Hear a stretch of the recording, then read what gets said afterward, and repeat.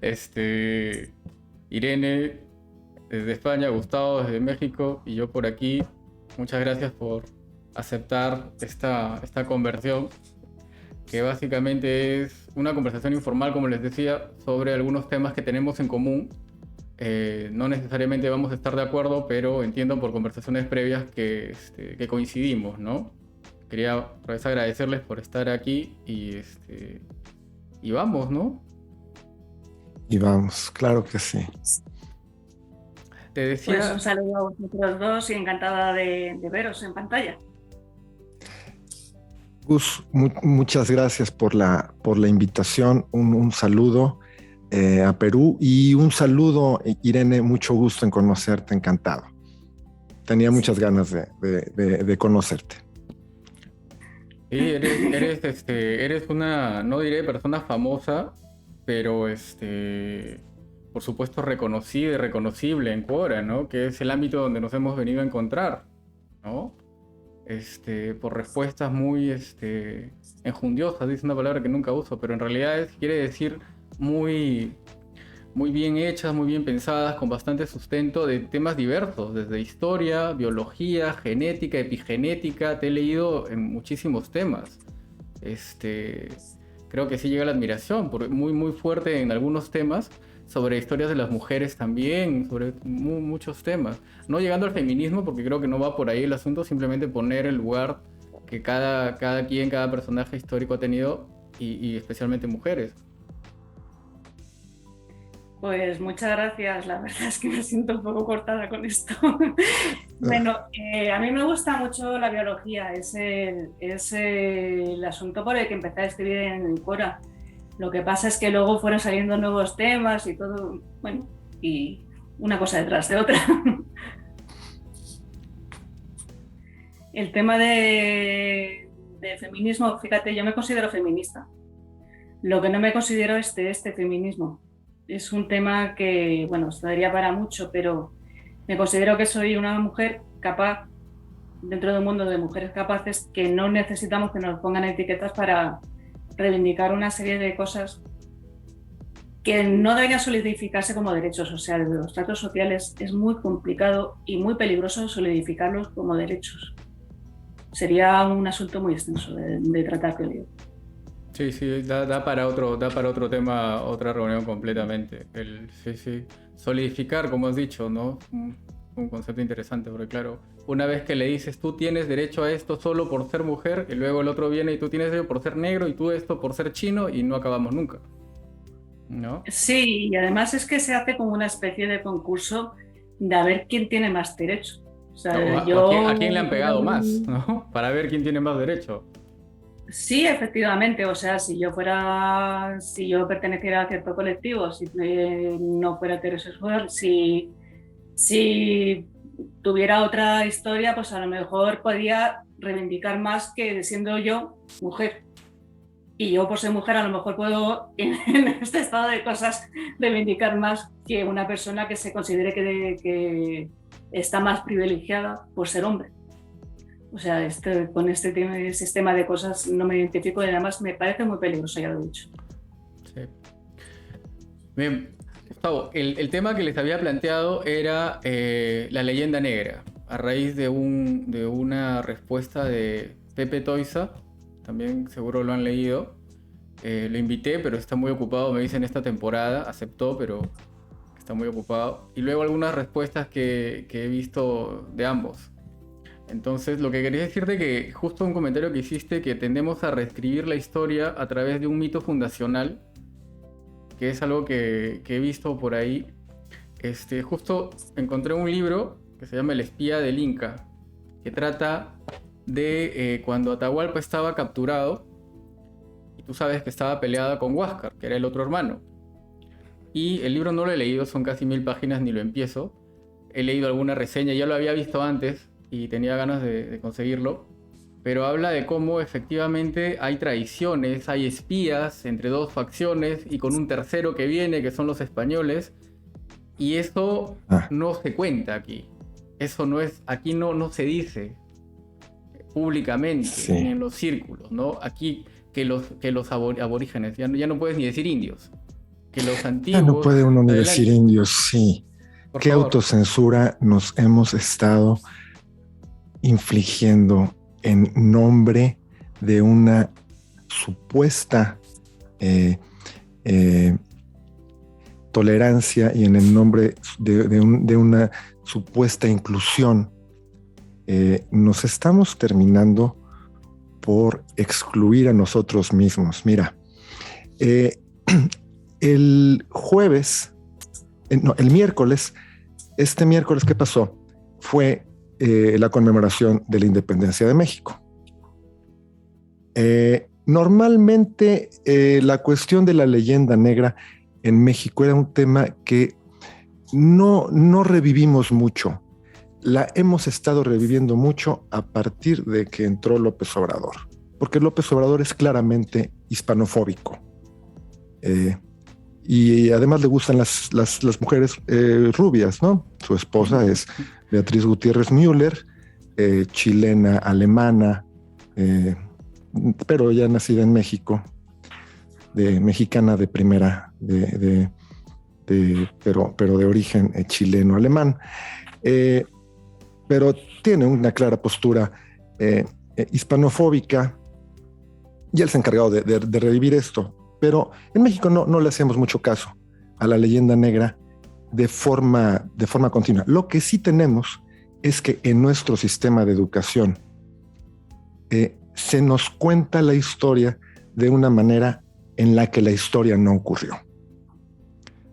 Se hace un sesgo, se cuenta la historia de una forma falsa, pero conforme uno va creciendo, pues hay un sentido común que te hace aceptar y que, bueno, por ejemplo, como que mueran los gachupines, ¿no? Pues a ver, pues si en México es muy común tener familia española. Recibimos un montón de inmigrantes españoles durante la Guerra Civil. Todos tenemos apellidos españoles, hablamos español, nos gusta Joaquín Sabina. Es decir, somos muy españoles en muchos aspectos. Entonces, uno empieza a moderarse hasta terminar diciendo, ay, pues esas son payasadas, esto de estos movimientos indigenistas, ¿no? Sin embargo, en ciertos momentos de la historia sí se reviven y crean divisiones reales y bueno, divisiones tan reales como que yo te diría en este momento que la leyenda negra contra España fue la principal arma que utilizó Inglaterra y fue el arma con la que le ganó, fue el arma con la que desarticuló el Imperio Español. No fueron los piratas. Con eso a eso se aprendió a defenderse de ellos. Se fortificaron las costas de la Nueva España, se tenía una flota naval, finalmente, navegantes finalmente muy hábiles. Los piratas estaban más o menos controlados. Con lo que no se pudo fue con la desarticulación interna, con el momento en que se empezaron a desvincular las provincias que eventualmente se terminaron convirtiendo en naciones por derecho propio, que son las naciones latinoamericanas, ¿no? Entonces, pues sí es un tema que da para muchísimo, es un tema muy interesante y que tiene consecuencias que han sido graves en el pasado y yo espero que no lo vuelvan a hacer en el futuro. Creo que los latinoamericanos debemos de tomar el toro por los cuernos y hacernos responsables de nuestra mayoría de edad y tomar estas cosas con madurez y ver la historia con objetividad. Bueno, para empezar, eso es lo que yo te diría. Sí. Para empezar, lo que tú mencionas es a este argumento de pedir perdón, ¿no? Que pidan perdón. De exigir que, o sea, vamos, ¿no? Pero es que hay gente que se come el cuento completito, ¿ah? O sea, tú Irene sufre esos ataques, no sé cómo llamarlos, pero yo veo que tú respondes en algún post sobre que no hay derecho que te agredan de esa manera por cosas y tal. Yo no leo todos los comentarios que tú recibes, pero alguno por ahí y uno dice, bueno, ¿y esta gente de verdad se cree esto, no? O no tiene otra cosa que hacer, pero es que hay gente que sí se lo cree, ¿ah? Ya te digo, acá en Perú también hay gente que reivindica, ¿cómo llaman? La raza cobriza peruana. O sea, este, el Como si ministro de nuestros estados fueran unas etnias. No somos etnias. Somos peruanos, mexicanos, colombianos, ¿no? Aquí cabe el turco, el güero, el chino, el indio. Todos cabemos.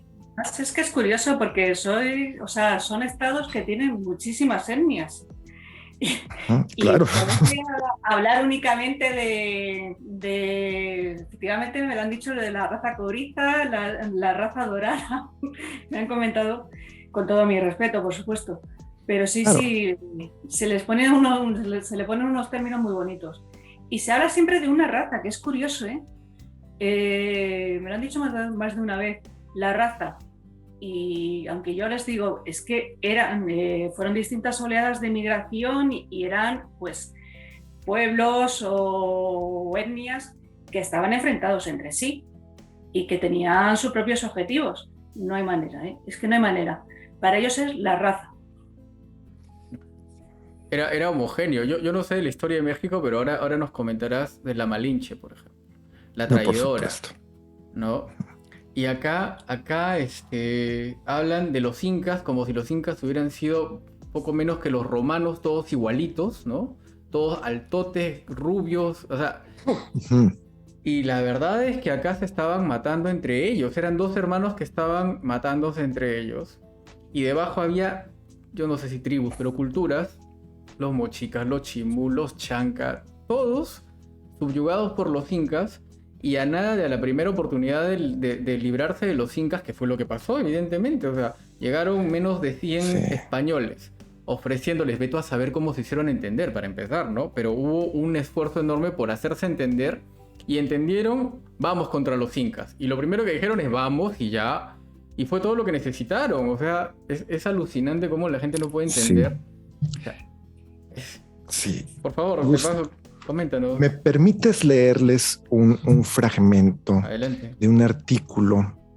Este artículo lo escribió un periodista, escritor, psicólogo mexicano. Se llama Luis González de Alba. Se llamaba porque ya murió. Lo escribió en 1997 para una revista que se llama Contenido, que se publica aquí en México. Y bueno, escribió esto.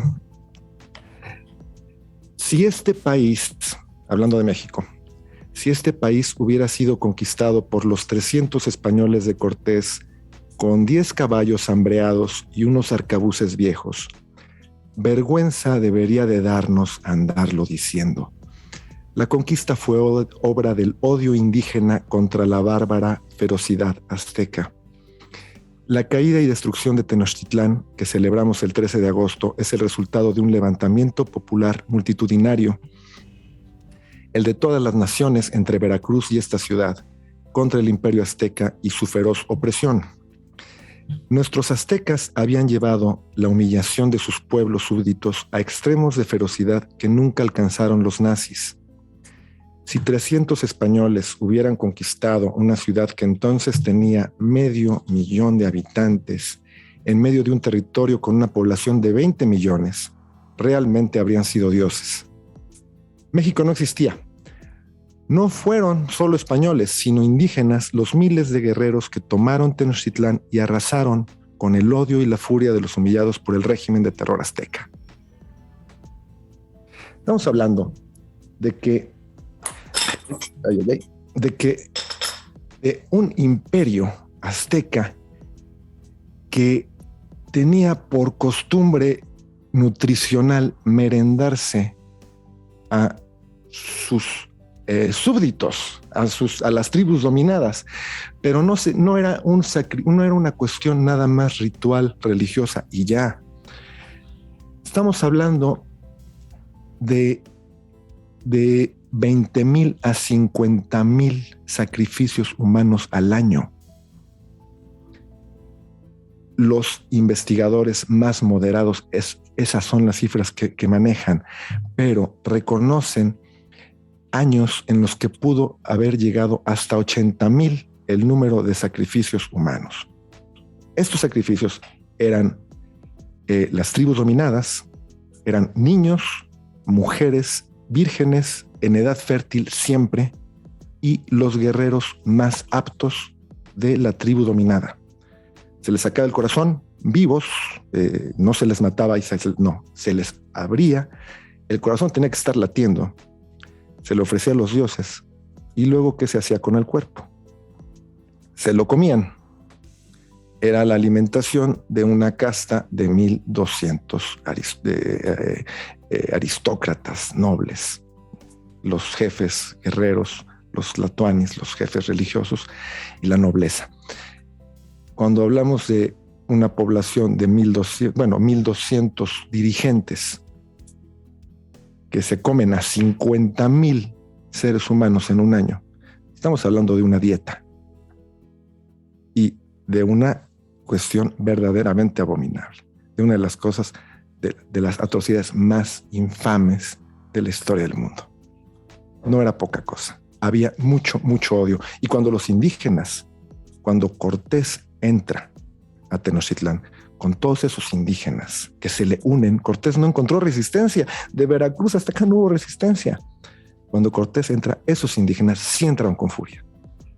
Y entraron con toda la furia a arrasar contra los aztecas, porque era un resentimiento de 300 años de humillación y de una crueldad indecible, ¿no? Indecible lo que dices, o sea, te queda corto. Yo me acuerdo que en las enciclopedias que veía de niño había un tipo con un traje casi como moteadito y decía disfraz ritual de no sé qué, se ponían la piel de sus enemigos, ¿no? Y a mí eso me pareció salvaje. Ya lo que me cuentas, pues, Sí. imagínate escrito, ¿no? Eso no lo lee un niño, No. pues, ¿no? No, estamos hablando de una cosa muy seria, ¿no? Y entonces tú decías de la Malinche, y bueno, a ver, es que la historia que se nos cuenta en la escuela, vaya, ni siquiera no respeta las cuestiones más básicas de la lógica. La Malinche era una chica esclava.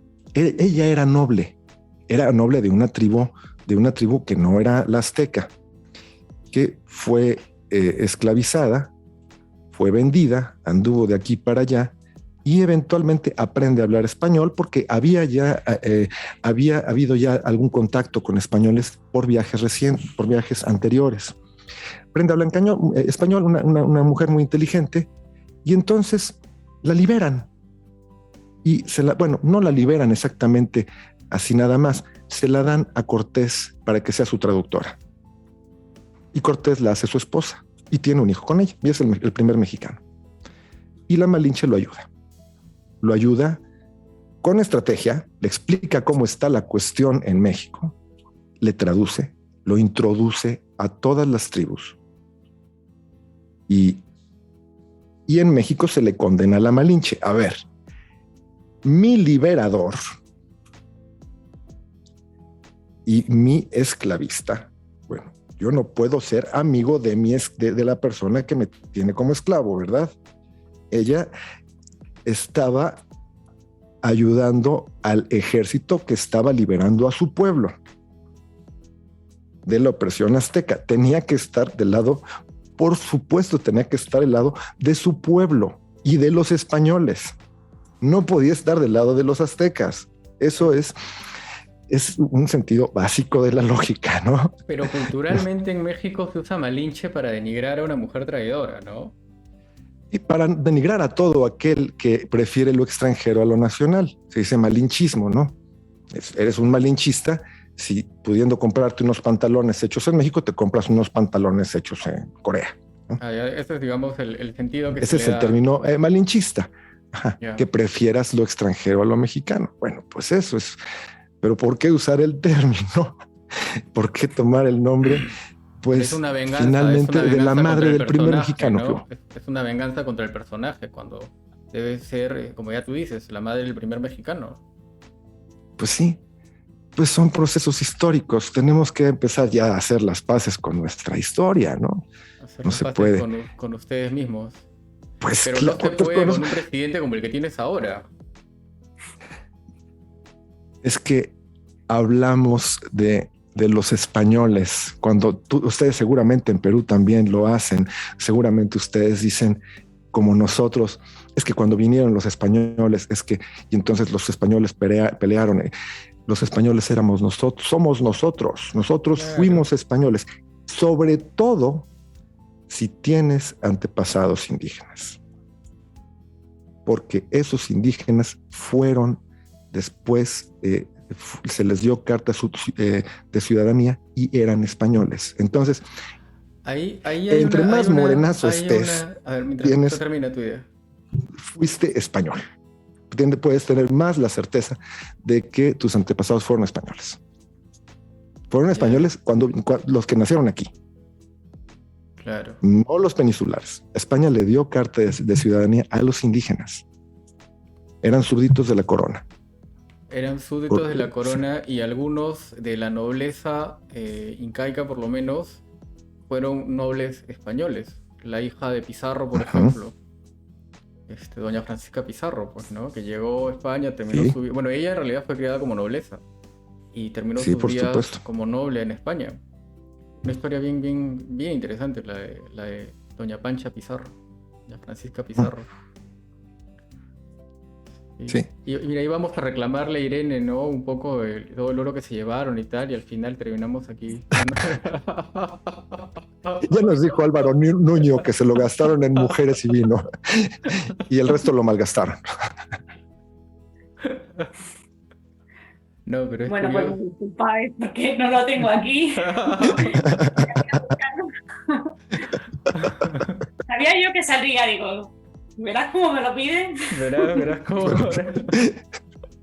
Se los puedo pagar a plazos.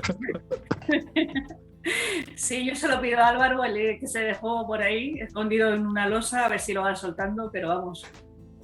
No, es curioso Sí, sí. porque esto del oro, al final fue un impuesto y algo llegó, pero en general todo lo que quedó lo ves en las ciudades de toda Hispanoamérica, ¿no? Desde las ciudades como tal, ¿no? Esas ciudades no se construyeron de Esto, gratis, ¿no? por supuesto. Caminamos nosotros por esta riqueza todos los días. Y tú tanto como yo, pues Lima es una ciudad llena Eran de cortes, construcciones. eran Claro, cortes, eran la capital del virreinato. O sea, claro. eso hay gente que no le cabe. O sea, no, en realidad lo que pasa es que como hay todo ese sesgo, no se enseña. O sea, y no se trae a valor presente. Son de las cosas que sería un bonito ejercicio, ¿no? Trae a valor presente cuánto costó construir esas ciudades, ¿no? Ahora mucho hablamos de esta carretera, cuesta 2.000 millones de soles y va a demorarse 8 años y lo va a hacer Odebrecht. Ya, está bien. ¿Cuánto cuesta la ciudad de Lima? Tráelo a valor presente Claro. y eso ahí está el oro de los incas. Y los hospitales y las universidades. Ah, como material, pero como inmaterial, a ver, ¿cuánto costó la creación de la primera universidad? El Colegio Mayor de San Marcos, luego Escuela de Medicina de San Fernando, creo, ¿no? O sea, Uno por ahí en República Dominicana, me parece, ¿no? Bueno, que era antes la isla, la española, ¿no? sí, no, A ver, ahí hay una cosa muy notable. Tienes una isla, que es la española, que finalmente termina convirtiéndose en Haití de un lado y después de otro lado en República Dominicana. Bueno, Haití es la parte francesa. ese es otro asunto bien Es el curioso, país ¿no? más pobre de América. Sí, sí, sí. Los haitianos pagaron su liberación, le pagaron Hasta el a los 1900 y europeos. algo, ¿ah? Es una cosa Ajá. bien curiosa y Eso es una bien... barbaridad. Eso no lo hizo España. Eso lo hicieron los franceses. ¿No? Lo hicieron ingleses, franceses. Ellos fueron imperios realmente Hay, depredadores. No, España no lo fue. No, en absoluto. Es más, gente que hasta hace poco, ¿no? Hasta este escándalo de los niños enterrados en las escuelas canadienses, niños indígenas enterrados en escuelas canadienses, es que, claro, si hablamos de eficiencia, de eficacia y quieres empezar todo de nuevo, pues arrasa todo y arrasa todo es arrasar todo. Como bien hacían notar en otra respuesta de que cuántos indígenas mataron los españoles y tal, y le sacan noticias del Mercurio de Chile en la campaña emprendida después de la independencia para limpiar, entre comillas, limpiar todas esas zonas de indígenas. Y fueron eficientes porque el golpe se lo están dando de vuelta ahora con la constituyente en Chile, ¿no? Pero ellos ya son tan chilenos como los otros, así que es un reclamo totalmente fantasioso. En fin, Sí, por supuesto. qué curioso. Pero esto no se enseña y esto no es bueno, para empezar no se enseña en el colegio, ¿no? En definitiva. Eso que acabas de contar de esa proporción de atrocidad, yo me imagino que no se enseña en el colegio en México. No, no se enseña en el colegio. A este señor que escribió el artículo, una vez le dijeron, usted está haciendo un ataque muy cobarde hacia las tribus prehispánicas. Y él dijo, a ver, yo estoy diciendo la verdad histórica. Lo cobarde es decir la verdad oficial. Cuando uno habla de la verdad no oficial, eso no puede ser cobarde. Eso siempre es valiente decir no. ¿Y cómo hacen los arqueólogos para defender la verdad oficial? O sea, eso es imposible. Bueno, es que precisamente en eso consistió la leyenda negra. Esta cuestión de la leyenda negra, yo no conocía el nombre. Es más, lo conocí por ti, Irene. Lo conocí por ti. En México no se hablaba de leyenda negra. Se hablaba de la conquista, ¿no? De la conquista de México, de las atrocidades, de las atrocidades que se cometieron aquí. Pero no se le identificaba con ese nombre en particular. Pero el término de leyenda negra realmente existe entre los académicos. Es un nombre académico que se le da a una difamación sistemática que ha sufrido España desde tiempos de Lutero. Eso. Es una hispanofobia.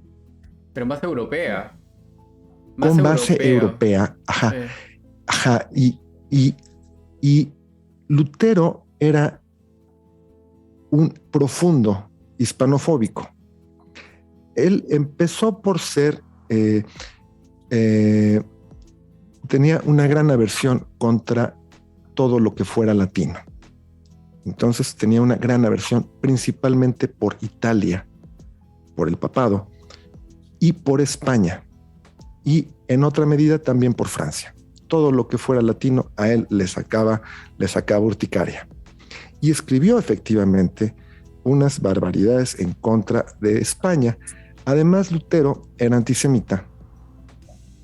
Entonces él decía que los españoles eran judíos. Bueno, tenían origen judío, entonces ya es una raza ya de por sí contaminada. Además, morenos. Y dicen, y se empieza a crear un rumor entre los académicos de esa época y empiezan a decir que los españoles son más negros que el rey Baltasar, ¿no? De ese tipo de cosas estamos hablando. Y Lutero empieza a escribir una serie de ataques contra todo lo que fuera español. Empieza a hablar de que eran unos ladrones crueles, lujuriosos. Fíjense nada más, lujuriosos y santurrones. Yo no entiendo muy bien cómo se da eso, pero bueno, eso es lo que decía Lutero. Decías, estamos de nuevo, decías de Lutero que resultó un tipazo, ¿no? Sí. A ver, bueno, mira, finalmente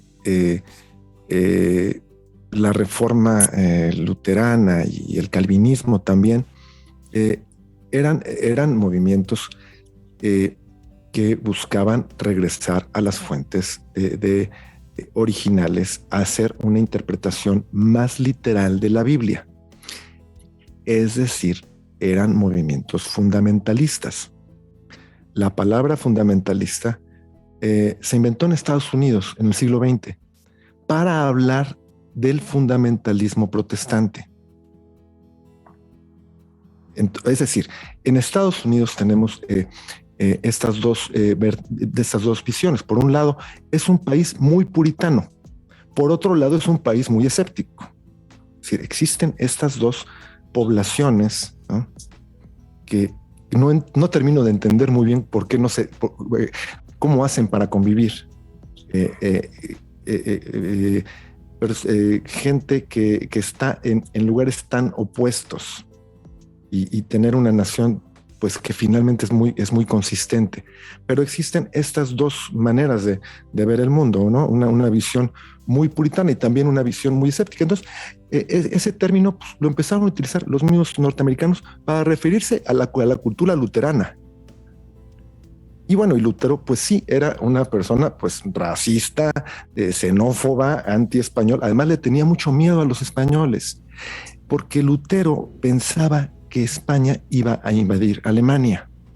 Lo escribió, fíjate que lo escribió, y lo publicó. Intentó por todos los medios causar terror en los alemanes. Mira, esto lo tomé por aquí. Ahora, Irene no lo sabe, pero Gustavo tiene un título en literatura española, algo así. No, en literatura francesa, en literatura medieval francesa. Y es el tipo de personas que toma nota, mira, la antigua, ¿ves? Sí, es que como que... a mano, seguramente. Ajá, sí, yo utilizo las técnicas más modernas. Sí. Fíjate nada más lo que dice Lutero.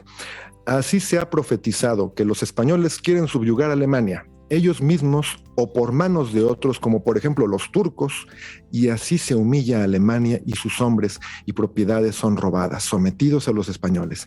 Esto lo intenta Satán, ya que intenta evitar una Alemania libre. Eso lo dijo Lutero. ¿En qué año es? ¿Qué siglo es? En siglo, pues que fue Lutero 1500, ¿no? Ha de haber sido, no, fue un poco antes, ¿no? Ha sido siglo XV, siglo XVI, ¿no? Para esa época es más o menos el inicio del Renacimiento, creo yo. Pero vamos.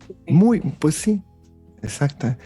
Que además, Irene, España finalmente termina frenando el avance turco. Es así, ¿no? Sí, por mar.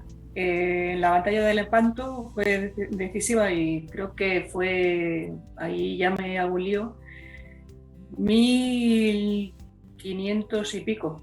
El siglo XVI fue tremendo. Algo tuvo que ver Portugal porque por lo visto hubo una batalla previa en donde Portugal había pues mermado la flota turca, pero realmente España fue decisiva. También, según comentó Pepe Toisa, pues tuvieron arcabuceros españoles, creo que en Viena, pero hablo de memoria. Sí. O sea, sí. España era como el brazo armado de la cristiandad. Era gente muy guerrera, habían estado, pues ya se sabe, los famosos 7 siglos combatiendo y eran leales completamente leales, con su más y su menos tuvieron sus problemas, pero vamos, eran leales al Papa y se sentían como el brazo armado de la cristiandad. Claro. Entonces, sí, todo el tema de las guerras en las que se metió España es por defender el catolicismo. Sí, en un momento en que todavía no era un gran imperio España. Pero yo sabía que hubo esta coalición que finalmente fue italo-española, alemana, ¿no?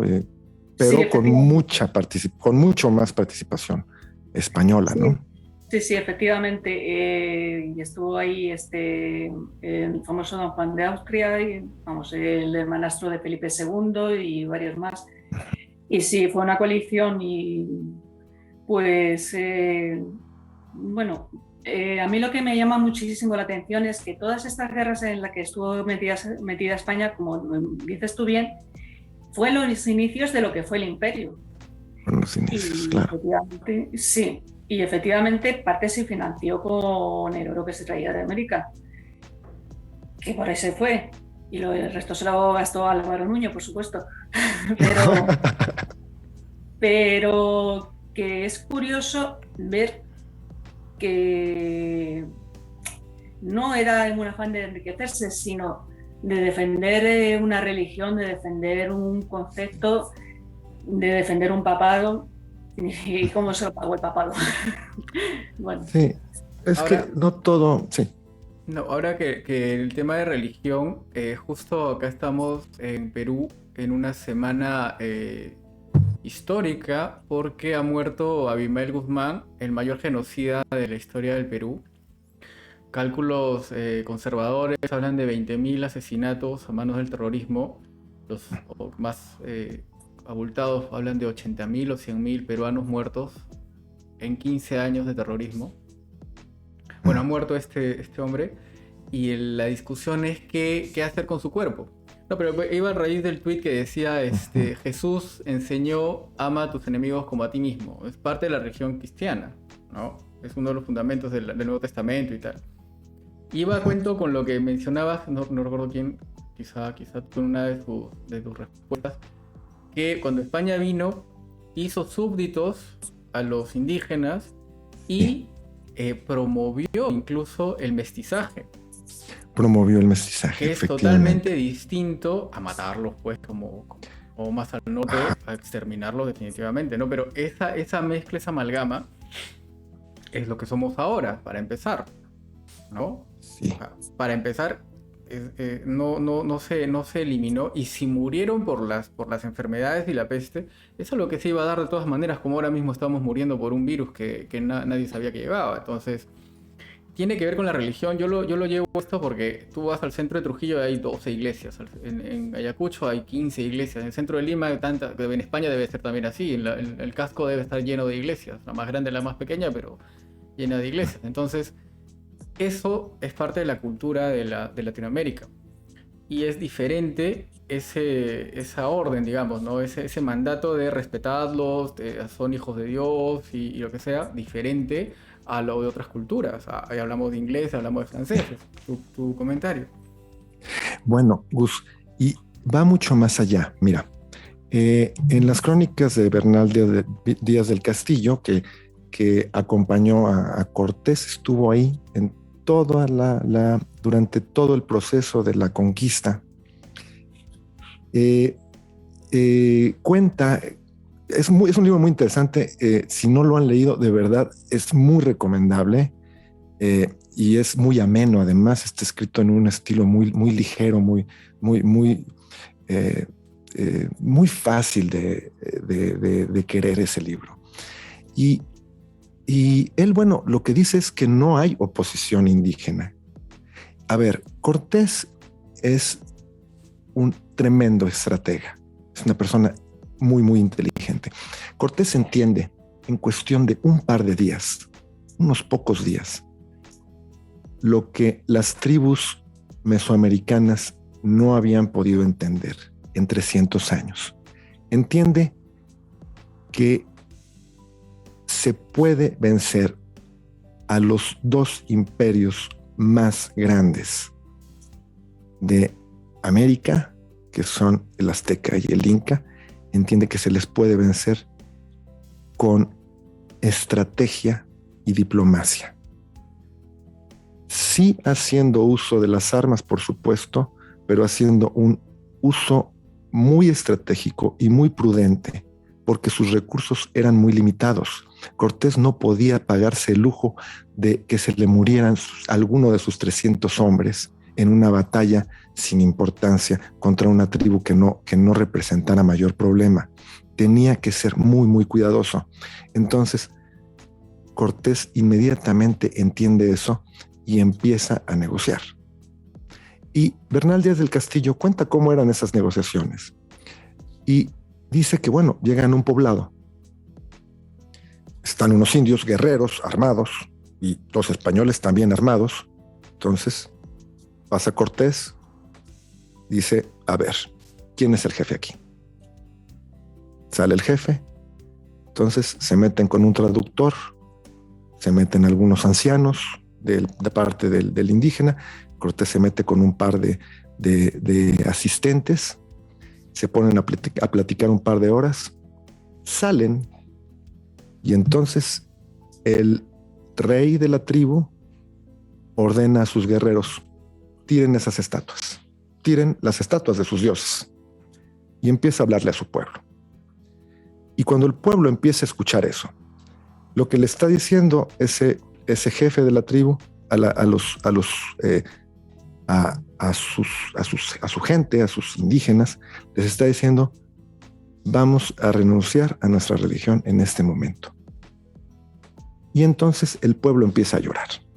Los ancianos, los niños, todo el mundo empieza a llorar porque empiezan ellos mismos, los mismos guerreros indígenas, derriban las estatuas y empiezan a llorar y dicen: vamos a unirnos con esos señores y ya no vamos a ser tlaxcaltecas, ahora vamos a ser fieles a una reina y a un rey que están en un lugar que está muy lejos. Entonces sale Cortés y dice: a partir de este momento ustedes van a ser súbditos de la corona española y nada más le deben fidelidad a los reyes católicos y nada más van a aceptar como único Dios a Dios Padre y a Jesucristo su único Hijo, y amén. Y en ese momento los convierte en españoles. Después está la ratificación de la reina. Pero la cosa va mucho más allá. En los años siguientes a la conquista, la corona española le otorga carta de ciudadanía a los indígenas. A todos los que pelearon en la conquista se les dan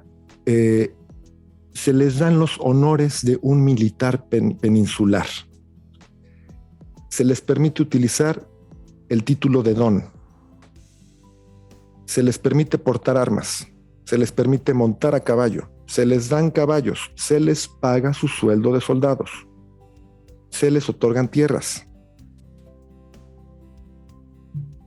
Ajá, o sea, y son pueblos que nunca fueron conquistados. Los tlaxcaltecas, en la ciudad de Tlaxcala, que se puede visitar en México, es un pueblo que completo, todo el pueblo vino e invadió Tenochtitlán. Fueron unos de los aliados más importantes de Cortés. Fue además un pueblo que jugó un papel muy importante porque eran unos guerreros también eran guerreros muy furiosos, ¿no? Traían una furia contenida de mucho tiempo, porque particularmente los aztecas se ensañaron muchísimo con ellos. Y Tlaxcala es un pueblo que nunca fue conquistado, como la mayor parte de Mesoamérica. No podemos hablar ni siquiera de una guerra de conquista. Aquí no fue una guerra de conquista como Roma avanzando hacia las Galias o como Alejandro Magno avanzando por Asia Menor. Aquí no pasó eso. Aquí lo que hubo fue una sublevación indígena orquestada muy, muy hábilmente por un estratega increíble que era Cortés y 300 soldados a los que había que cuidar. No podían darse el lujo de perder esos 10 caballos mal comidos, esas pocas armas que traían. No se podían pagar ese lujo, nada más eran 300. Cortés se vino sin permiso, se robó unos barcos en Cuba. Cortés no fue enviado por la corona. Bueno, fue enviado por la corona, pero cuando estaba en Cuba para zarpar, empezó a haber una serie de conspiraciones contra él, porque otros españoles pensaban, no, yo quiero adjudicarme ese logro de conquistar el territorio que va a ser la Nueva España. Entonces le empezaron a boicotear a Cortés, y entonces Cortés convence a unos cuantos marineros y dice: vámonos. Y no se los roba precisamente, pero digamos que pide prestados, se va sin pedir permiso. Se va sin avisar. Y llega aquí, entonces no había marcha atrás, tenía que ganar. Con esos recursos tan limitados tenía que ganar. Dicho llanamente, el descubrimiento de América y la fundación del Virreinato de la Nueva España son las 2 hazañas en términos de civilización más importantes de la historia del mundo moderno. Después de eso está, bueno, lo que siguió pues, es la llegada del hombre a la luna. La Tierra curioso, es curioso. redonda, ya nos lo dejó claro Jesús de Quora, Jesús otro que habría sido interesantísimo que viniera aquí. La Tierra es redonda, está muy bien. Jesús Landart. Jesús Landart, sí, está muy bien, pero la redondez del mundo hay que vivirla. No basta con que sea redonda y no basta con saberlo. Sí, físicamente la Tierra es redonda, pero la redondez del mundo pues es un invento español. No es nada más un descubrimiento, es un invento. América fue inventada. Sí. No, le quería mencionar que cuando yo era niño se celebraba el descubrimiento de América como una fecha importante en el calendario, ¿no? Colón, el descubrimiento de América. El Día de la Hispanidad, incluso creo que se llamaba. El Día de la Hispanidad, así le llaman en España, ¿no? Creo también. Ajá. Bueno, hasta el 92, eso sí lo estuve consultando. Luego lo Okay. Pero luego Ahora, ya ¿cómo no... le dicen, Irene? Bueno, pues últimamente el encuentro entre dos mundos, pero vamos, así en voz bajita. Sí, Ya no se eso te iba a dice nada que comentar. Se celebrar. intenta soterrar. Es lo que quería comentar. Se Sí, intenta efectivamente, soterrar. sí. Sí, bueno, eso lo estuve mirando cuando hablamos de la reunión y parece ser que se comenzó a celebrar, allá por el siglo XIX, lo celebraban en Estados Unidos. Y a iniciativa de una serie de intelectuales argentinos, dijeron de celebrarlo como Día Nacional, lo llamaron el Día de la Raza. Ello sería como 1919 o así, ya en el siglo XX. Lo copiaron en España, con el nombre de Día de la Raza. Aunque, pues ya se empezaba, digamos que raza venía a significar cultura, la cultura hispánica, ¿no? Pero ya, pues estamos en la Primera Guerra Mundial y luego en la Segunda, se empezó a asociar a la raza con un concepto ligado pues a la etnia, a racismo científico y otras cosas, y la palabra pues tenía una significación muy negativa. Lo cambiaron a Día de la Hispanidad. Y en algún momento, creo que alrededor del 1992, cuando se celebró el 5º centenario, pues ya había voces muy críticas y empezaron a hablar del Día del Descubrimiento, por la Hispanidad, ¿no? Y posteriormente cambió a Encuentro, Día del Encuentro, no se descubrió nada. Día del Encuentro, sí. Es que ya ni siquiera pueden ustedes, como españoles, decir, bueno, descubrimos. No descubrieron nada. Vaya. Iban caminando y se lo que encontraron. descubrieron. No, nosotros, España no descubrió nada. Castilla invadió América, o sea, es que la cantidad de contradicciones en las que se cae para ponerlo todo en peyorativo, ¿no? Portugal fue el que dio la vuelta al mundo porque Magallanes era de origen portugués. Luego lo que tú comentabas de los judíos, de que se hablaba de que los españoles eran oscuros, morenos, porque eran de origen judío, pero también expulsamos a los judíos y éramos como nazis, o sea, unas contradicciones tremendas, siempre para ponerlo todo de la forma más peyorativa posible. Sí. Sí, efectivamente, y ya no recuerdo, lo tenía por ahí apuntado hace tiempo, pero pues hubo alguien que se escribió la historia del mundo y le dedicaba algo así como un párrafo al tema del descubrimiento de América. Un párrafo nada más. Pues bueno, ¿esto qué es? Hay una cosa que quiero saber qué piensas, Irene, si me permites, Gus. Hay 2 leyendas negras. Es más, incluso entre los historiadores. Los historiadores hablan de que hay 2 leyendas negras. Una, la que realmente existió, o sea, una promoción activa como parte de una estrategia entre Inglaterra y España hubo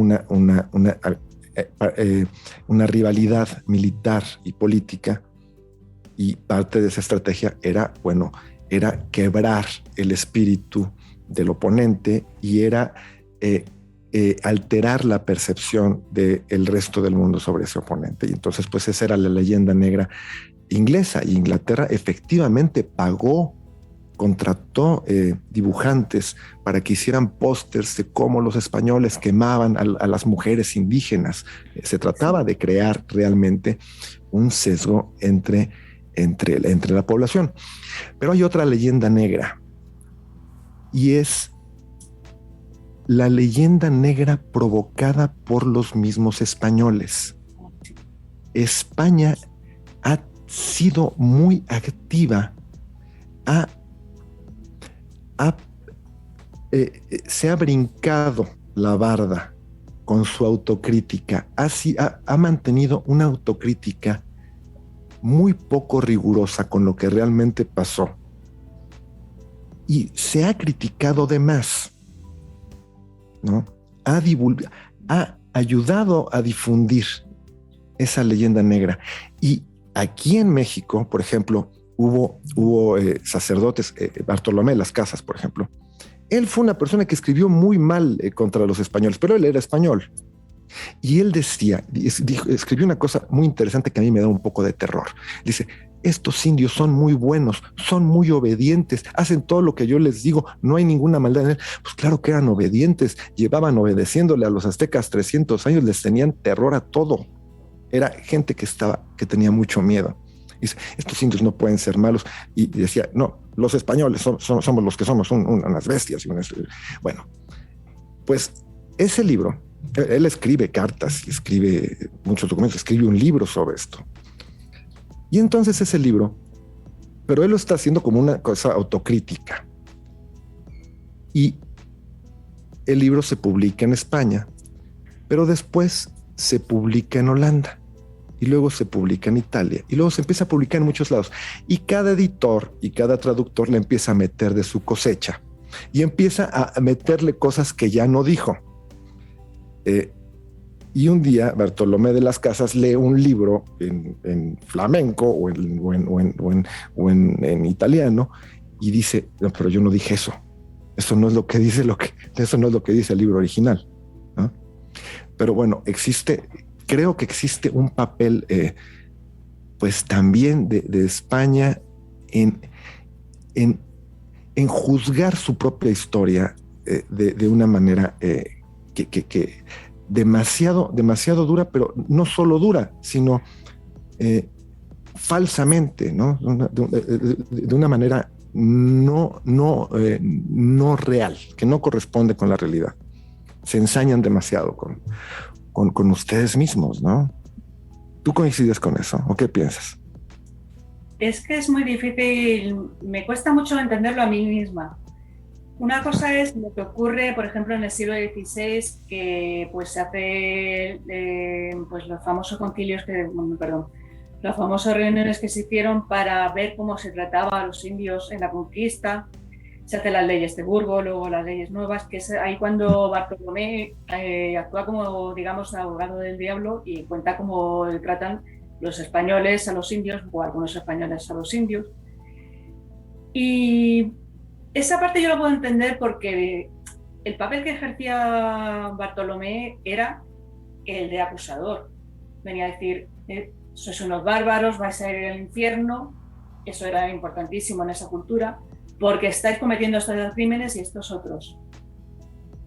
Incluso puedo entender que la personalidad de Bartolomé fuera muy, muy exagerada, una persona muy empeñada, y parece ser que él consiguió que se imprimiera el libro pues como 10 o 20 años después de que salieran las leyes, porque él estaba empeñado. Esa parte lo puedo entender, pero lo que ha ocurrido a partir del siglo XIX, que ya se cae el imperio, y casi que se cae España después de las invasiones napoleónicas. De repente un poco, sí. Ojalá que nunca pase, pero... Pues ahí yo creo que fue una especie de implosión, que fue como que el efecto de perder el imperio, de decir, aquí tiene que haber un culpable a toda costa y está entre nosotros, y va a ser los tradicionalistas porque apoyáis a un rey que realmente no tenía defensa posible. No vais a ser vosotros los liberales que sois masones y a veces no saben que estáis metidos. Posteriormente, cuando Fernando deja como heredera a su hija, pues aparecen los carlistas, y era lo que nos faltaba. Aparece o se fomentan fenómenos de nacionalismo que llevamos arrastrando, pues yo creo que más o menos desde finales del siglo XIX.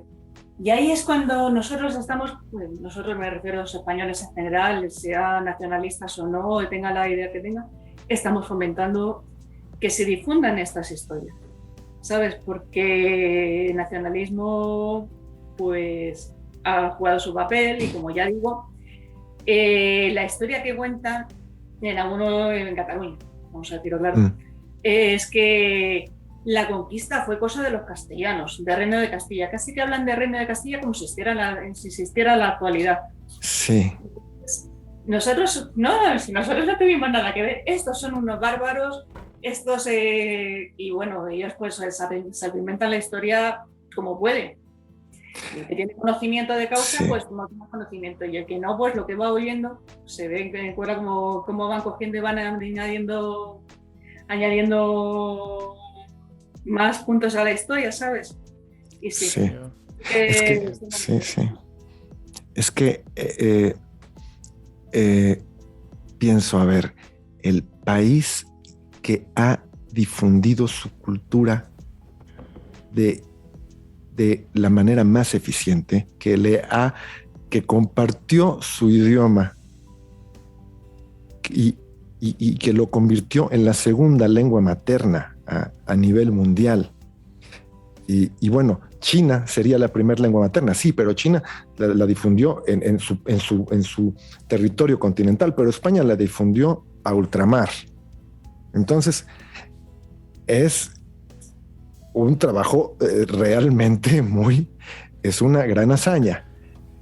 Y este país, que es la cuna de este idioma, que se habla desde Los Ángeles hasta la Patagonia, no ha podido en su territorio, que es bastante pequeño comparado con los territorios de aquí de América, no ha podido en su propio territorio resolver una unidad lingüística en torno al español, y entonces andan con esto de que en Barcelona no te contestan si les hablas en español y te hacen caras y tiene todos estos problemas de separatismos, por un lado los catalanes, por otro lado los vascos, que bueno, ahora parece que ya no es ese tanto problema, pero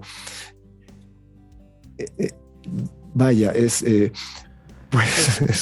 paradójico. Te resulta difícil de entender, sí. Pero la respuesta la ha dado Irene en el sentido de, ya te digo, como solo yo, los socialistas donde ven diferencia ponen división, y ese es el problema. Entonces yo digo socialistas porque, sí, en fin, tengo cierto prejuicio, pero es lo que yo veo aquí.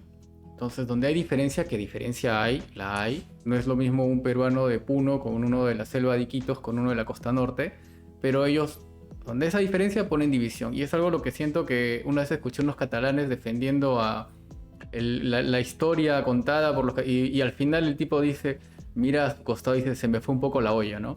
Y es que claro, tratas de explicar algo que no hay manera de dónde cogerlo. Te enriedas y vas 5 minutos hablando y tienes que voltear en algún momento porque se te fue el piso, ya no estás pisando el suelo, pues no. Y es que claro, y eso es un poco lo que entendí. Claro, si tienes en tu mismo territorio gente que se está tratando de separarse, no tienes unidad. Y es una de las cosas que lo traigo a colación porque en la China, por ejemplo, están haciendo razzia para eliminar algunas etnias, porque no quieren que haya diferencias raciales, no quieren romper la unidad de la China continental. Están ahora con un tema cultural muy fuerte, y eso es eliminar ciertas etnias, así sin más. Y lo decía porque culturalmente tú eres más fuerte y tienes que crear un discurso cultural en tu propia nación, y lo ves en las producciones, por ejemplo, de Inglaterra, donde realzan la monarquía, las guerras que ganaron, cómo le ganaron a España, así sea por la tormenta, pero le ganaron. Y eso Sí, lo hacen enorme y lo hacen épico, porque están muy bien hechas, o sea, no le quitarás sí. jamás que están Bueno, recontra bien hechas. Inglaterra tiene una gran tradición de historiadores, grandes. O sea, cuando quieren escribir historia como fue, lo saben hacer muy bien, pero también, bueno, conocen el oficio. Entonces, cuando quieren sesgarla, también lo hacen muy bien, peligrosamente bien, Sí, porque sí. mucho de lo que pasa ahora en España tiene que ver con, con estas historias que nos contaron y nos contamos y nos dejamos engañar. Y mucho de lo que pasa ahora tiene que ver con eso.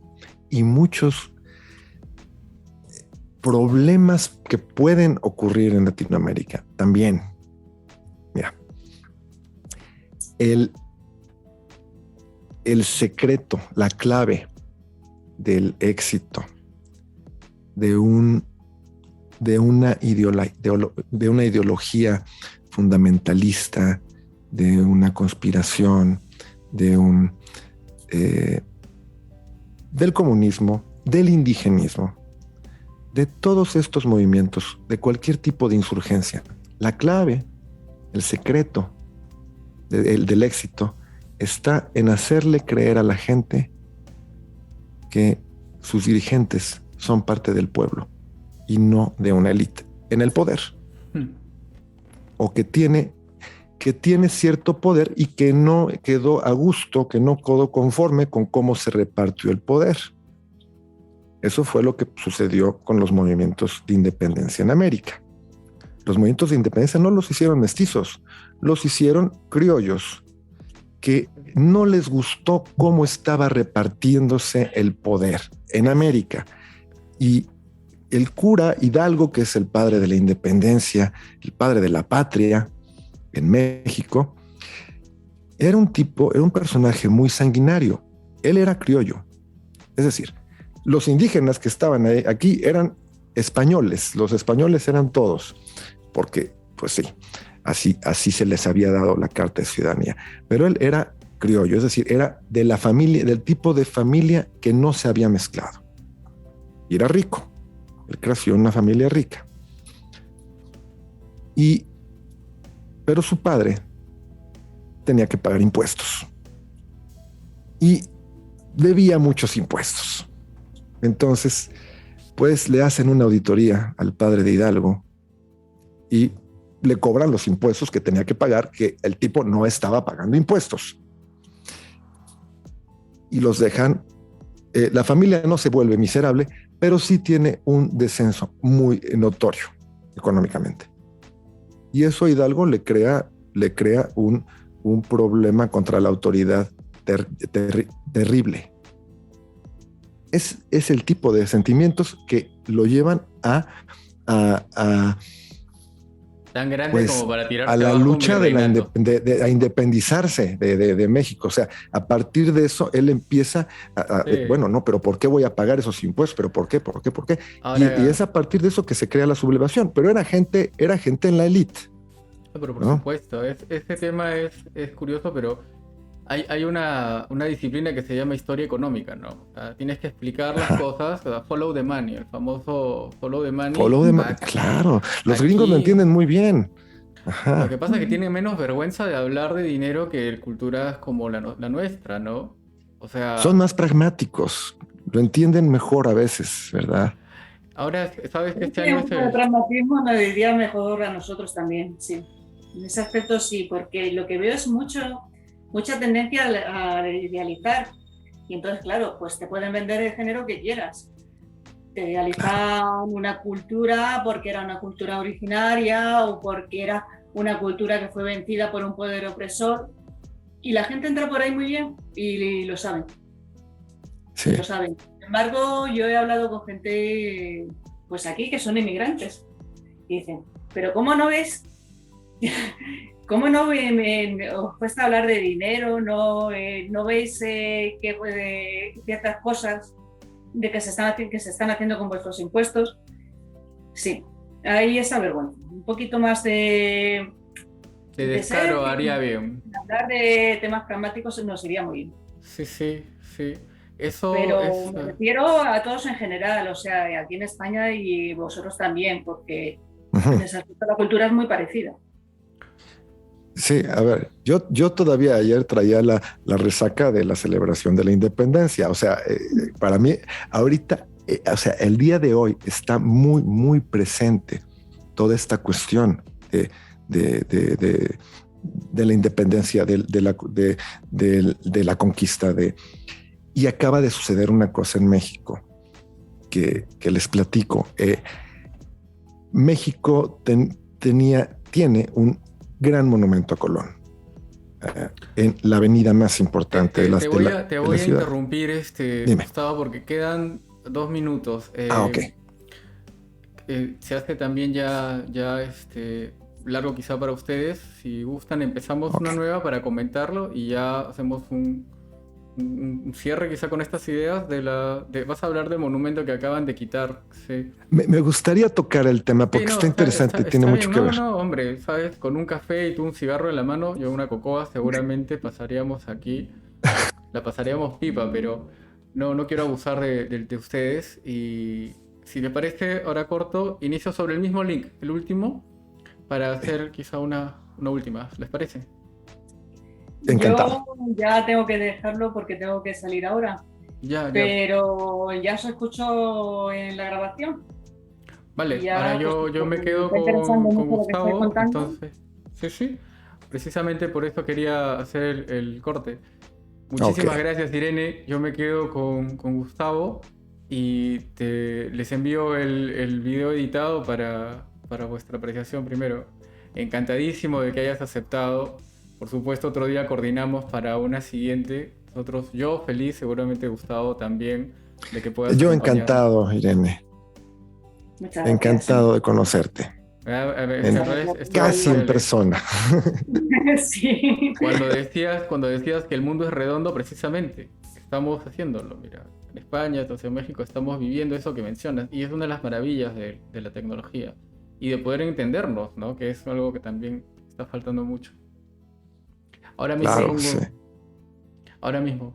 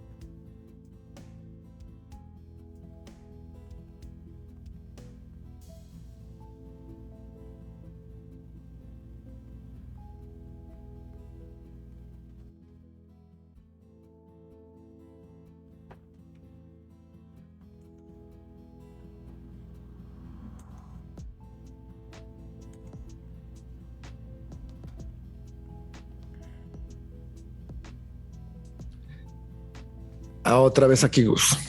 Muy bien. Aquí. Chequea tu cámara. Ah, no estoy conectado. Ok. Ahí estoy, ¿verdad? Ya Muy está. bien. Ok. Todo bien. Todo bien por acá. Muy bien. Eh, Cambiar aquí esto. Listo. Muy bien. Estabas comentando de un evento. Sí. Mira, pues esta cuestión. nosotros tenemos este monumento a Colón en la avenida más importante de la Ciudad de México, que es el Paseo de la Reforma, que fue una avenida que fue hecha a partir del mismo trazo de Les Champs-Élysées en París. Y en esta avenida hay muchos monumentos que de alguna manera resuelven muchas cuestiones de la historia de México, porque hay un monumento a Cuauhtémoc, a los héroes indígenas que pelearon del lado de los aztecas, pero también está el monumento a Colón, que fue una estatua hecha en el siglo XIX. Y hace unos meses se le tenía que dar mantenimiento al monumento, y entonces se aprovechó para quitarlo y para mandarlo a otro parque que ya no esté en la avenida principal. Ya no, el gobierno de la ciudad no quiere que Colón esté ahí. Y esto ha habido, por supuesto, posturas en contra y posturas a favor, ¿no? Hay mucha gente que dice, pero ¿por qué va a estar ahí si vinieron a conquistarnos? Y toda esta idea de victimizarse, ¿no? Pero entonces la gobernadora de la ciudad decide que en su lugar va a poner un monumento a una mujer indígena y contrata a un escultor para que haga un monumento a una mujer indígena. Entonces el escultor es un mexicano, hace más o menos una cosa así como parecida a una cabeza olmeca, pero en mujer. Y entonces se destapa un berenjenal, porque entonces salen grupos feministas y dicen, sí, pero ¿por qué un hombre va a hacer la escultura de una mujer? ¿Y por qué es blanco? ¿Y por qué es rico? ¿Y por qué un mestizo? Y entonces, no, pues que sea una mujer indígena la que haga la escultura o sea, es decir, ahora tiene que ser una mujer indígena la que haga una escultura de otra mujer indígena. Y esta mujer, esta escultura que hace este señor, que bueno, entiendo que ni siquiera la ha entregado, pero entrega los planos y todo esto, el proyecto, la maqueta, se iba a llamar Tlali, que en náhuatl significa tierra. Y entonces, pues, la reflexión con la que quería yo cerrar es como si la tribu le hubiera dado alguna vez un derecho a una mujer. No se puede ser feminista e indigenista. Entiendo que haya feminismo. Puede ser, estoy muy de acuerdo en muchas posturas feministas, aunque yo no me considere feminista, y en muchas otras estoy muy en contra. Pero puedo entender que existan proclamas feministas, lo puedo entender. Pero lo que no puedo entender es una postura que a la vez sea feminista e indigenista, porque la tribu nunca le ha dado ningún derecho a ninguna mujer. Las tribus indígenas en América, el único derecho que le dan a las mujeres es que tienen derecho a permanecer calladas. Es lo único que es lo único que les reconocen. Y por otro lado me quedo pensando, bueno, y pobres mujeres indígenas. Siempre, ni siquiera las dejamos hablar, porque no podemos dejarlas hablar sin que los reflectores terminen apuntándole a una güerita de apellido alemán, ¿no? Que es Claudia Sheinbaum, la gobernante de la Ciudad de México, o Beatriz Gutiérrez Müller, la esposa de López Obrador, que son las que han estado más activamente con esto de que se quite la estatua de Colón. Ajá. Entonces, las güeritas son las que se ponen es lo que yo te preguntaba cómo deben ser las mujeres indígenas, ¿no? Es lo que te preguntaba en la reunión anterior de si México es un país racista. Y yo me quedé con una pregunta que quería hacerte a raíz de... ¿Cómo se llama? La actriz de Roma, Yalitza... Yalitza Aparicio. A Yalitza Aparicio. Sí, que apareció y después desapareció porque ya no. Sí, hoy después desapareció. Sí. No, por ahí anda, sí. Ayer acá estaba viendo una revista en que sale ella en primera plana. Sí, por ahí anda. Pues Pero, mira, a ver, ¿cuál es la percepción? La pregunta era, ¿cuál es la percepción del mexicano común a que una mujer de rasgos indígenas aparezca bueno, protagonista de una película, en fin, ¿no? O sea, eso, ¿cómo lo asimila? Porque claro, no es lo común. Yo de lo que veo en televisión y películas mexicanas no es lo común. mira, ok, qué bueno que me lo preguntas. Mira, la opinión está muy dividida, pero en estos términos. Cuando salió la película de Roma, en general, a la gente que le gusta el cine, que va al cine de este tipo de cine de arte, de cine que no sea hollywoodense, eh, normalmente a toda esa gente le gustó la película. Y lo que la mayor parte de la gente salió diciendo fue qué buena actuación de Yalitza Aparicio, ¿no? En eso, o sea, todo el mundo como que ahí fue unánime que fue una buena película con una buena actuación, ¿no? Con mucho mérito, con un buen trabajo de ella. Creo que lo que ya no gustó mucho en algunas en una parte de la población fue cuando vieron a esta señora.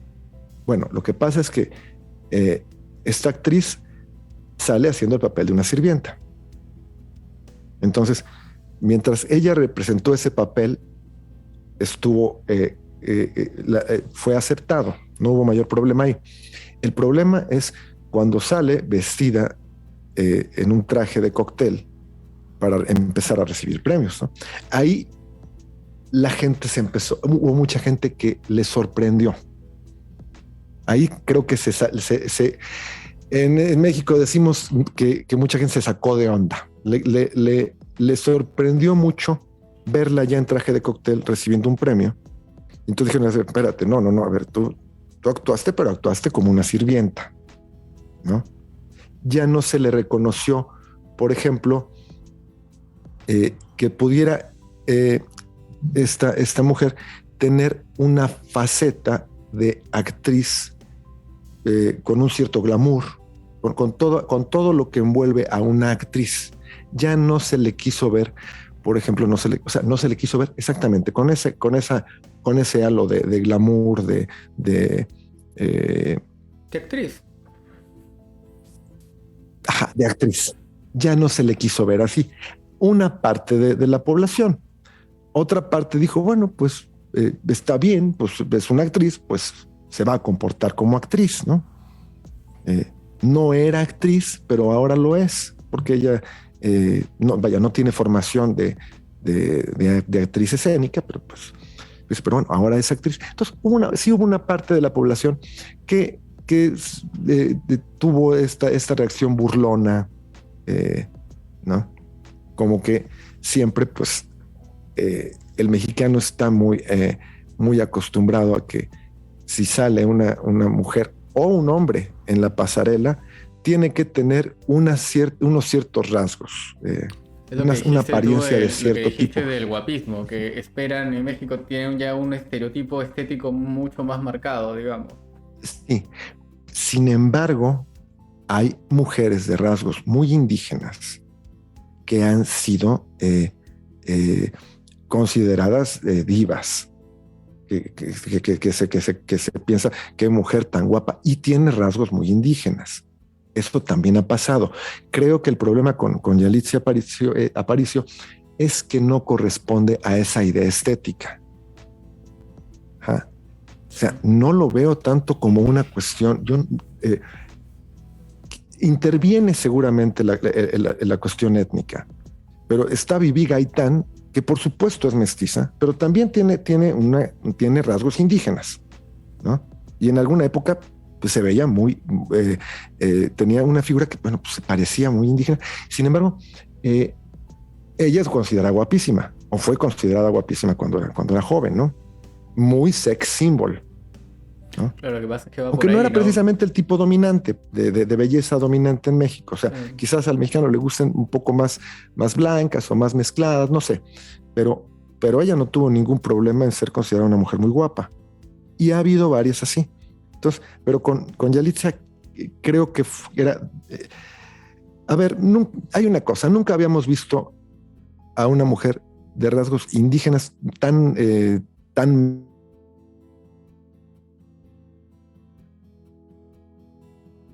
Entonces, yo creo que los mexicanos nos tendremos que ir Se cortó en tan, decías, de rasgos tan indígenas, tan... tan marcados. Creo Ya. que no habíamos tenido esa experiencia Hay y una creo cosa que que me nos tendremos que quedó... acostumbrar. Eso, porque la referencia de India mexicana que yo tengo es María Félix diciendo... Ah, no, era Pedro Jorge Infante, eso decía Sí, claro. Estas el películas niño quiere a la niña quiere no me acuerdo del cómo niño es. Tizoc, ¿no? Niño, claro, pero los dos son blancos, blanquísimos, ¿no? Sí. Entonces, Y el que la hace de Tizoc es blanquísimo, pero la está haciendo de un indígena, ¿no? ajá, y claro, eso es lo que yo tengo como culturalmente en México, esa es la idea que tienen de indio, y no es, claramente no es. En cambio, en esta película Roma sí se ha visto dos tipos, una escena una escena erótica incluso, ¿no? Del chico que le baila y tal, o sea, a ver, la película me pareció muy buena, muy bien hecha, y relata una época y una Claro. realidad. La chica es empleada, pues, ¿no? Pero ella se centra, en ella se centra la película. Me pareció un Sí. homenaje del director a su infancia, qué sé yo, ¿no? Pero al margen de eso, la película, muy bien, pero lo que me llamó la atención y por eso te lo pregunto es todo el movimiento que hubo después de que por qué ganó, que por qué está en el premio, que si salió en la revista, que si en la revista la photoshopearon para hacerla más blanca, que si la luz, todo un tema. Pues sí, a ver, creo que sí dimos un espectáculo algo desagradable. Porque sí, en ese sentido, sí fue una muestra, o sea, desagradable en cuanto a esas muestras que, pues sí, ciertamente de racismo, ¿no? Eh, Creo que tiene mucho que ver con la sorpresa. Creo que, a ver, llevamos 200 años de independencia y, y tenemos unos medios que han puesto unas ciertas imágenes, que han creado una cierta estética sobre qué es lo que es una mujer guapa y qué no lo es, ¿no? Te digo, ha habido mujeres de rasgos indígenas consideradas muy guapas. Creo que México pues, está en un proceso en que se irá abriendo mejor que iremos dejando atrás ciertos rasgos de racismo, ¿no? Creo que fue mucho la sorpresa. Creo que en los próximos años, pues lo iremos digiriendo diferente, ¿no? Ya se verá con el tiempo, Ya se ¿no? verá. Ajá. Sí. Gustavo, yo te agradezco la apertura nuevamente y hay un tema que has sacado tú precisamente y que me parece muy interesante. A raíz de que mencionas el aniversario, son 200 años también de independencia que acaban de celebrar. 200 años de independencia. Ajá. Nosotros también, en nuestro caso, las celebraciones están siendo, no hay celebraciones, está todo muy, muy deslucido. Claro, se entiende por la pandemia, pero Sí.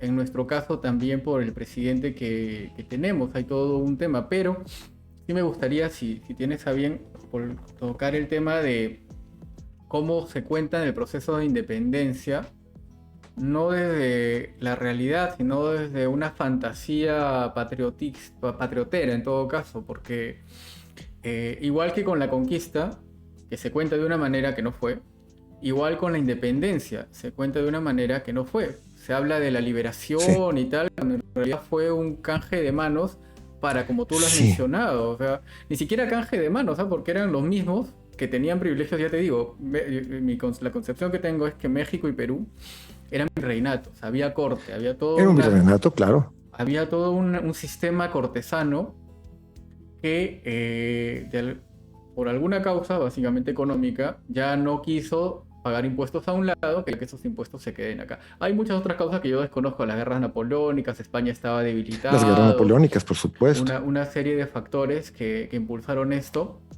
Están los masones, está una serie de cosas que sería interesante conversar si tienes más fuentes. Claro Que que yo sí. definitivamente, yo básicamente sé que los criollos simplemente quisieron dejar de pagar tributos. Sí, a ver, fue un cambio de élite en el poder. Creo que ellos la vieron de una manera creo que esos criollos que promovieron los movimientos de independencia los vieron desde una manera muy inocente en un principio. Creo que no estaban entendiendo el error que iban a cometer. Creo que la vieron muy fácil. Pensaron que el poder no se estaba repartiendo como a ellos les convenía y que ellos podrían hacerlo mejor. Y la historia lo que nos ha enseñado es que las grandes revoluciones y las grandes insurgencias traen mucho sufrimiento a las sociedades. Lo que ahora podemos ver después de una guerra de independencia y luego las revoluciones es que fue demasiado sufrimiento. Entonces, ahí es cuando, en ese momento es cuando México adopta la leyenda negra. Porque primero hay que convencer a los mestizos de que peleen esa guerra, ¿no? Los mestizos no quieren pelear en contra, no quieren separarse. Los que quieren separarse son los criollos. No es una guerra de independencia realmente. Quizás deberíamos empezarla a llamar con un término más apropiado. Fue un movimiento separatista. Fue una proclama de separarse de un reino, pero pues sí, iba a haber una independencia. Sí, íbamos a ser independientes, pero lo que pasa es que se estaba gestando como una separación, un poco como lo que quieren hacer ahora los catalanes, ¿no? O sea, hablamos de independencia o hablamos es una ruptura. Entonces, primero hay que contarle a la gente, y hacerle creer que es el pueblo mismo el que quiere esta separación, pero el pueblo no la quería. En el momento, en los últimos años del virreinato, pues habían cosas que funcionaban muy bien. ¿Cómo le explicas a la gente que va a dejar de ser parte del imperio más grande del mundo? ¿Cómo le explicas que va a un imperio que está en la ruta hacia Oriente, que comercia con China, comercia con la India, comercia con Indonesia, con las Filipinas, en donde hay especies de todo el mundo que llegan aquí, que llegan a Perú, que llegan a México, que salen los barcos desde el Pacífico? ¿Cómo se le explica a la gente? Vamos a dejar todo esto. Vamos a dejar de estar en medio de Europa y de Asia. Vamos a dejar de estar en medio de la ruta comercial más importante del mundo. Vamos a dejar de ser el imperio militar más importante del mundo. ¿Cómo se justifica eso? Bueno, pues hay que justificarlo de alguna manera, y ahí adoptamos la leyenda negra. Miguel Hidalgo le dice a unos soldados con los que está peleando, bueno, a los que trae, a los que convence de que peleen con él, que son indígenas, y los convence de pelear, y les dice: vamos a pelear contra unos españoles, y son el diablo. Y entonces finalmente, bueno, pelean, y esa batalla la gana Miguel Hidalgo, y atrapan a todos los prisioneros y los degüellan. Pero los indígenas además les bajan los pantalones para buscarles la cola. porque realmente piensan que son el diablo. Y les hacen un corte en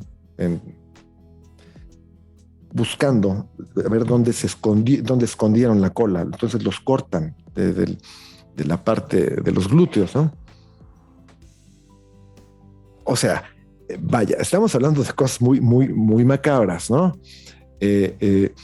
Entonces, bueno, y tras los movimientos de independencia, hay que justificar que valió la pena, ¿no? Entonces, es necesario crear un sentimiento nacional.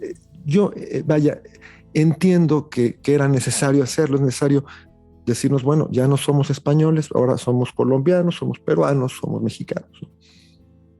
Y hay que justificar que valió la pena porque lo que se vino para algunos países, por ejemplo para México, pues fueron 100 años de guerra.